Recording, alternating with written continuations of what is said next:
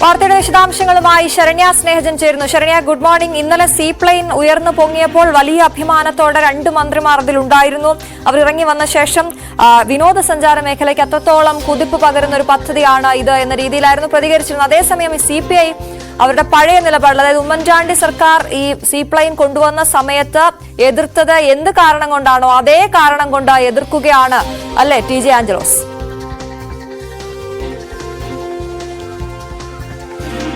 തീർച്ചയായിട്ടും ആ നിലപാടിൽ നിന്ന് ഒട്ടും പിന്നിലേക്കില്ല എന്നാണ് ഇന്നലെ CPI ജില്ലാ സെക്രട്ടറിയും കഴിഞ്ഞ തവണ, അതായത് 2013 ഉമ്മൻചാണ്ടി സർക്കാർ സീ പ്ലെയിനുമായി കേരളത്തിലെത്തിയപ്പോൾ കേരളത്തിന്റെ ടൂറിസം രംഗത്തിന് വലിയ കുതിപ്പുണ്ടാകുന്ന പദ്ധതിയാണ് എന്നാണ് അന്ന് അദ്ദേഹത്തിന്റെ വകുപ്പ് മന്ത്രിയായിരുന്ന AP അനിൽകുമാർ ഉൾപ്പെടെയുള്ള ആളുകൾ പറഞ്ഞിരുന്നത്. അതുപോലെ ആ പദ്ധതി പിന്നീട് 16 കോടി രൂപ ചിലവഴിച്ച് ഉമ്മൻചാണ്ടി സർക്കാർ കൊണ്ടുവന്ന പദ്ധതി പിന്നീട് പാതി വഴിയിൽ ഉപേക്ഷിക്കേണ്ട ഒരു സാഹചര്യം അവർക്ക് ഉണ്ടാവുകയും ചെയ്തിരുന്നു. കോടിക്കണക്കിന് രൂപ കേരളത്തിന് നഷ്ടമാകുന്ന ഒരു സാഹചര്യവും ഉണ്ടായിരുന്നു.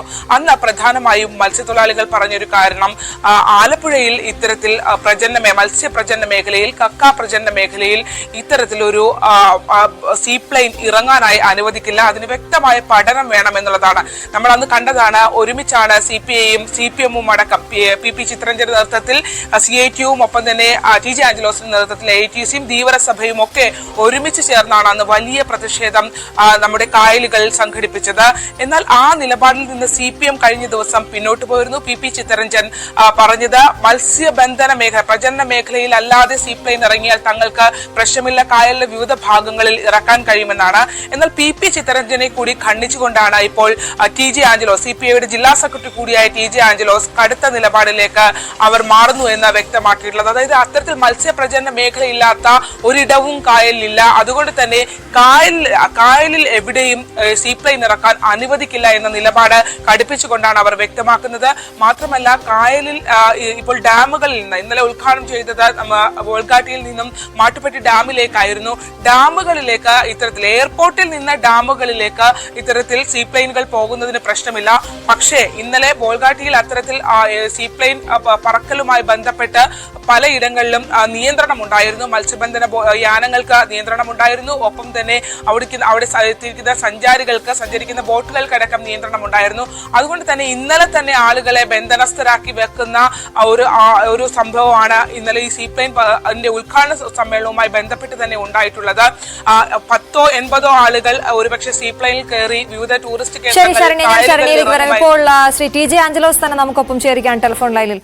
Good morning sir. നമ്മളിപ്പോ ഈ ചർച്ച ചെയ്യുന്നത് ഇന്നലെ വലിയ വികസന നേട്ടം എന്ന രീതിയിൽ, അല്ലെങ്കിൽ വിനോദസഞ്ചാരത്തിനൊരു പുതിയ മുഖം എന്ന രീതിയിൽ നമ്മൾ സീ പ്ലെയിൻ ലോഞ്ച് ചെയ്ത് അതിന്റെ പരീക്ഷണ പറക്കൽ വിജയകരമാകുമ്പോൾ ഇത്തരത്തിൽ ഇത് അനുവദിക്കില്ല, അല്ലെങ്കിൽ അത് ആലപ്പുഴയിലേക്ക് കൊണ്ടുവരേണ്ട, മത്സ്യത്തൊഴിലാളികളെ ബാധിക്കുമെന്ന താങ്കളുടെ വാക്കുകൾ അത് വളരെ പ്രസക്തമാണ്. എന്താണ്, ഏത് രീതിയിൽ മുന്നോട്ട് പോകാനാണ് താങ്കളുടെ നീക്കം?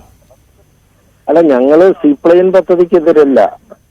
ടൂറിസം മേഖലയുമായി ബന്ധപ്പെട്ട് സീ പ്ലെയിൻ പദ്ധതി വിവിധ മേഖലകളിൽ നടപ്പിലാക്കുന്നതിനോട് യാതൊരു എതിർപ്പും നേരത്തെയും പ്രകടിപ്പിച്ചിട്ടില്ല, ഇപ്പോഴും ഇല്ല. ഇപ്പൊ എയർപോർട്ടുകളിൽ നിന്ന് ഡാമുകളിലേക്കോ, ഡാമുകളിൽ നിന്ന് എയർപോർട്ടുകളിലേക്കോ, വനമേഖലയിലേക്കോ ഒക്കെ സീ പ്ലെയിൻ പദ്ധതി നടത്തുന്നതിനൊന്നും എതിർപ്പില്ല. മറിച്ച് അന്നും ഇന്നും ഞങ്ങൾ സ്വീകരിക്കുന്ന നിലപാട് മത്സ്യബന്ധന മേഖലയിൽ അത് പാടില്ല എന്നുള്ളതാണ്. ആയിരക്കണക്കിന് മത്സ്യത്തൊഴിലാളികളും കക്കാവാര് തൊഴിലാളികളും പണിയെടുക്കുന്ന മേഖലകളിൽ വാട്ടർ ഡ്രോം ഉണ്ടാക്കുക, ആ വാട്ടർ ഡ്രോമിലേക്ക് പിന്നീട് സീ പ്ലെയിൻ ലാൻഡ് ചെയ്യുന്ന സമയത്ത്, അല്ലെങ്കിൽ ആ വാട്ടർ ഡ്രോമിലേക്ക് സീ പ്ലെയിൻ കടന്നു വരുന്ന ഘട്ടങ്ങളിൽ ആ പരിസരത്ത് പൂർണ്ണമായും മത്സ്യബന്ധന യാനങ്ങൾക്ക് നിരോധനം ഏർപ്പെടുത്തുക, അതായിരുന്നു നേരത്തെ ആവിഷ്കരിച്ചു. ഇപ്പോഴും അതേ രീതിയിലാണെങ്കിൽ ഞങ്ങളുടെ എതിർപ്പുണ്ടാകും.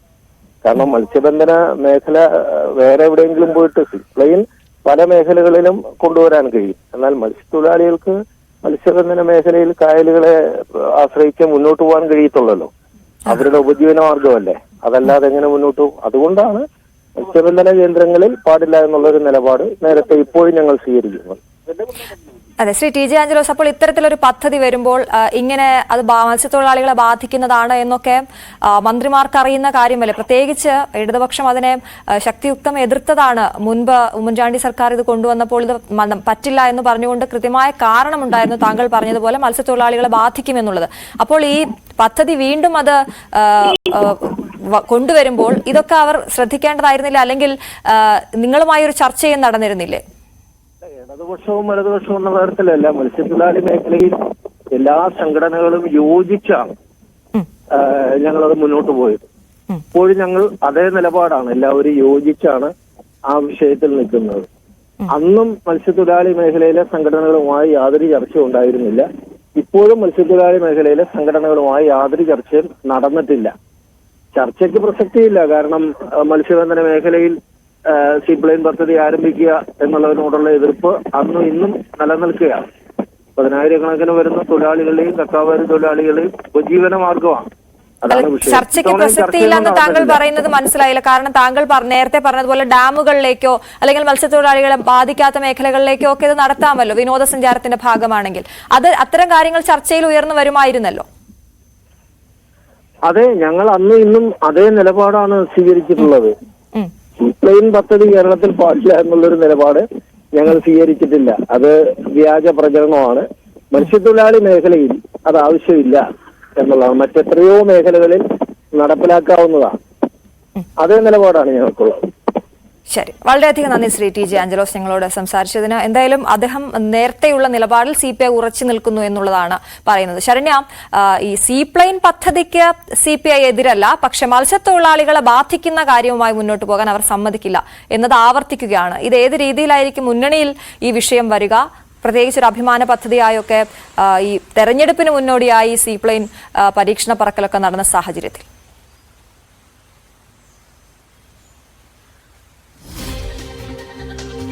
അശ്വതി, ഇത് വളരെ ഒരു വലിയ രാഷ്ട്രീയ ആയുധമായാണ് 2013 ഇടതുപക്ഷം UDF സർക്കാരിനെതിരെ സീപ്ലെയിൻ പദ്ധതി ഉപയോഗിച്ചത്. അന്ന് ഈ പദ്ധതിയുടെ പൂർണ്ണമായ രൂപത്തിലേക്ക് എത്തി. അതായത് ദുബായിൽ നിന്നും അത്തരത്തിലൊരു വിമാനം കേരളത്തിൽ എത്തിച്ചു, കൊല്ലം അഷ്ടമുടി കായലിൽ എത്തിക്കുകയും അഷ്ടമുടി കായലിൽ നിന്നും മറ്റെല്ലാ സജ്ജീകരണങ്ങളും പൂർത്തിയാക്കി. അതായത് കൊല്ലത്തെ DTPCയുമായി ബന്ധപ്പെട്ട് അവിടെ ക്രമീകരണങ്ങൾ ഒരുക്കി, വാട്ടർ ഡോമുകൾ ഒരുക്കി. ഒപ്പം തന്നെ ആലപ്പുഴയിലും കൊല്ലത്തുമായി 4 സ്പീഡ് ബോട്ടുകളും ഒപ്പം വാട്ടർ ഡോമുകളും ഒക്കെ ഒരുക്കിയാണ് അന്ന് പണിയെല്ലാം പൂർത്തിയായാണ് ഈ സീപ്ലെയിൻ പദ്ധതി ഉദ്ഘാടനം ചെയ്യപ്പെടുന്നത്. ഉമ്മൻചാണ്ടിയാണ് അന്ന് അത്തരത്തിൽ സീപ്ലെയിൻ പദ്ധതി ഉദ്ഘാടനം ചെയ്യുകയും അഷ്ടമുടിയിൽ ഉദ്ഘാടനം ചെയ്യുകയും ചെയ്യുന്നത്. പക്ഷേ അവിടെ നിന്ന് ഉയർന്ന ആ പ്ലെയിൻ ആലപ്പുഴയിലെത്തി. ആലപ്പുഴ പുന്നമട കായലിൽ അന്ന് ഇറങ്ങാൻ കഴിയാത്ത ഒരു സാഹചര്യം ഉണ്ടായിരുന്നു. അതായത് മത്സ്യത്തൊഴിലാളികൾ മത്സ്യബന്ധനത്തിന് എന്നുള്ള രീതിയിൽ വള്ളവും വലയും ബോട്ടുകളുമായി ഈ വാട്ടർ ഡ്രോമുകളുടെ അടുത്തേക്ക്, അതായത് ഇത് പറന്നിറങ്ങിയാൽ വാട്ടർ ഡ്രോമിലേക്കാണ് സഞ്ചാരികൾ ഇറങ്ങുന്നത്.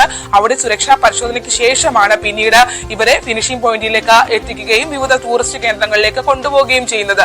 എന്നാൽ ഈ വാട്ടർ ഡ്രോമിനായി സജ്ജീകരിച്ചിരുന്ന ഹൗസ് ബോട്ട് അടക്കമുള്ള ഇതിനു ചുറ്റും അന്ന് മത്സ്യത്തൊഴിലാളികൾ കൂട്ടത്തോടെ ഇറങ്ങി. അന്ന് വി ദിനകരൻ അടക്കമുള്ള ആളുകൾ അതിശക്തമായ പ്രതിഷേധവുമായി മത്സ്യത്തൊഴിലാളി യൂണിയന്റെ നേതൃത്വത്തിൽ രംഗത്ത് വരികയും PP ചിത്തരഞ്ജൻ MLA, ഇന്ന് അദ്ദേഹം MLA ആണ്, അന്ന് CITUവിന്റെ മത്സ്യത്തൊഴിലാളി യൂണിയന്റെ ജില്ലാ സെക്രട്ടറിയാണ്, ഇന്ന് സംസ്ഥാന ജനറൽ സെക്രട്ടറിയാണ്.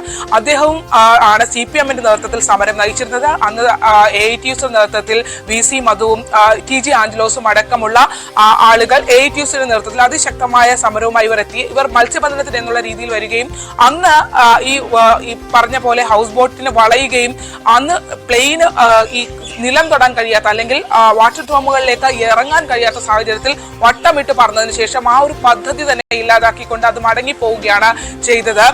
അന്ന് എടുത്തൊരു നിലപാടെന്ന് പറഞ്ഞാൽ മുഹമ്മ, ഒപ്പം തന്നെ മണ്ണഞ്ചേരി അടക്കമുള്ള മേഖലകളിൽ കക്ക പ്രജനനം ആലപ്പുഴയുടെ കായലുകളുടെ ഏറ്റവും വലിയ പ്രത്യേകതയാണ്. അഷ്ടമുടിയിലുമൊക്കെയുണ്ട്. കക്ക വളരെയധികം ഉൽപ്പാദിപ്പിക്കുന്ന ഒരു ഇടമാണ്. ആ കക്കയുടെ പ്രജനനം, മത്സ്യങ്ങളുടെ പ്രജനനം, ഈ പ്രജനനത്തെ ഈ സീപ്ലെയിൻ ഇറക്കുമ്പോൾ ഉണ്ടാകുന്ന ആഘാതം അത് ഈ പ്രജനനത്തെ തടയും. ഒപ്പം തന്നെ മത്സ്യത്തൊഴിലാളികൾക്ക് ഈ വാട്ടർ ഡ്രോമുകളുടെ ചുറ്റും 1 കിലോമീറ്റർ പരിധിയിൽ സഞ്ചരിക്കാനാവില്ല, മത്സ്യബന്ധനം അനുവദിക്കാനാവില്ല എന്നുള്ള നിയന്ത്രണവും ഉണ്ടായിരുന്നു. ഈ 2 കാര്യങ്ങളെ പിടിച്ചാണ് അന്ന് വലിയ സമരത്തിലേക്ക് പോവുകയും മത്സ്യബന്ധനത്തിന് എന്നുള്ള രീതിയിൽ വാട്ടർ ഡ്രോമുകൾക്ക് ചുറ്റും മത്സ്യത്തൊഴിലാളികൾ ബോട്ടുമായും വള്ളങ്ങളുമായി പോയി വളയുകയും പിന്നീട് കൊടികൾ ഉയർത്തി പ്രതിഷേധിക്കുകയുമാണ് ചെയ്തത്. മത്സ്യബന്ധനം നടത്തുന്നു എന്നുള്ള രീതിയിൽ പ്രതിഷേധം നടത്തിയപ്പോൾ ആ സമയത്ത് പോലീസിന് ഇടപെടാൻ കഴിയാത്ത ഒരു സാഹചര്യം ഉണ്ടായിരുന്നു. കാരണം അവരവരുടെ ജോലി ചെയ്യുന്നു എന്നുള്ള രീതിയിൽ നിസ്സഹായരായി പോലീസ് മാറി നിൽക്കുന്ന സാഹചര്യം ഉണ്ടായി. അങ്ങനെയാണ് കേരളത്തിന്റെ സ്വപ്ന പദ്ധതി, ഇന്നലെ മന്ത്രി മുഹമ്മദ് റിയാസ് പറഞ്ഞതുപോലെ കേരളത്തിന്റെ സ്വപ്ന പദ്ധതിയാണ്, ടൂറിസം രംഗത്ത് വൻ കുതിപ്പ് നൽകിക്കൊണ്ടാണ് ഇത്തരത്തിൽ ഈ സീപ്ലെയിനുകൾ പറന്നുയരുന്നതെന്നാണ് ഇടതുപക്ഷത്തിന്റെ മന്ത്രിയായ മുഹമ്മദ് റിയാസ് 11 വർഷങ്ങൾക്ക് ഇപ്പുറം, അന്ന് അവർ ആ പദ്ധതി എതിർത്തവരാണ്, 11 11 വർഷങ്ങൾക്കിപ്പുറം അഭിമാന പദ്ധതിയായി ഇതിനെ അവതരിപ്പിക്കുമ്പോൾ ഇതേ പദ്ധതി തന്നെയാണ് അന്ന് ഇടതുപക്ഷത്തിന്റെ നേതൃത്വത്തിൽ വലിയ സമരം നടത്തി തടഞ്ഞത്. ആ നിലപാടിൽ നിന്നും CPM മാറിയപ്പോൾ CPI ആ നിലപാടിൽ തന്നെ ഉറച്ചു നിൽക്കുന്നു എന്നുള്ള TJ ആഞ്ചലോസിന്റെ വാക്കുകൾ വളരെ ശ്രദ്ധേയമാണ്. അതായത് അദ്ദേഹം പറയുന്നത് ഈ എയർപോർട്ടുകളിൽ നിന്നും ഇത് ഡാമുകളിലേക്ക് പൊക്കോട്ടെ, പക്ഷേ മത്സ്യപ്രജനമുള്ള മത്സ്യത്തൊഴിലാളികളുടെ ഇടമായ കായലുകളിലേക്ക്, കേരളത്തിലെ കായലുകളിലേക്ക്, ആലപ്പുഴ മാത്രമല്ല കേരളത്തിലെ കായലുകളിലേക്ക് ഇത്തരത്തിൽ പറന്ന് ഇറങ്ങാനായി വാട്ടർ ഡോമുകൾ ഉണ്ടാക്കിക്കൊണ്ട് സീപ്ലെയിൻ പറന്നിറങ്ങാനായി തങ്ങൾ അനുവദിക്കില്ല. തങ്ങൾ മാത്രമല്ല, രാഷ്ട്രീയ വ്യത്യാസമില്ലാതെ മത്സ്യത്തൊഴിലാളി കോർഡിനേഷൻ കമ്മിറ്റിയുണ്ട്. ആ കമ്മിറ്റി എടുത്തിരിക്കുന്ന നിലപാട് അത് തന്നെയാണ്. ഇന്നലെ നമ്മൾ അദ്ദേഹത്തോട് ചോദിച്ചിരുന്നു, ദിനകരൻ അടക്കമുള്ള ആളുകൾ അദ്ദേഹവുമായി ബന്ധപ്പെടുന്നുണ്ട്. ഈ കോർഡിനേഷൻ കമ്മിറ്റിയുമായി രാഷ്ട്രീയ വ്യത്യാസമില്ലാതെ എല്ലാവരും ഒരുമിച്ച് കൂടുകയും ശക്തമായ പ്രതിഷേധത്തിലേക്ക് തങ്ങൾ പോകുകയും ചെയ്യുമെന്നുള്ളതാണ്. അതിന് മുന്നോടിയായാണ് 20-ാം തീയതി യോഗം ചേരുന്നത് എന്നുള്ളതാണ്. ഇപ്പൊ ഇന്നലെ PP ചിത്രരഞ്ജൻ പറഞ്ഞൊരു കാര്യമുണ്ട്, വട്ടക്കായൽ അടക്കമുള്ള ഇടങ്ങളിൽ മത്സ്യബന്ധനമില്ലാത്ത ഇടങ്ങളുണ്ട്, അവിടേക്ക് സീപ്ലെയിൻ ഇറങ്ങിക്കോട്ടെ എന്നുള്ളതാണ്. അന്ന് ശാസ്ത്ര സാഹിത്യ പരിഷത്ത് 11 വർഷങ്ങൾക്ക് മുമ്പ് ഈ സമരത്തിന് പിന്തുണ കൊടുത്തുകൊണ്ട് പറഞ്ഞത് ശാസ്ത്രീയമായ പഠനം ഈ സീപ്ലെയിൻ ഇറക്കുന്നതുമായി ബന്ധപ്പെട്ട് ശാസ്ത്രീയ പഠനത്തിന്റെ ആവശ്യം ഉണ്ട് എന്നുള്ളതാണ്.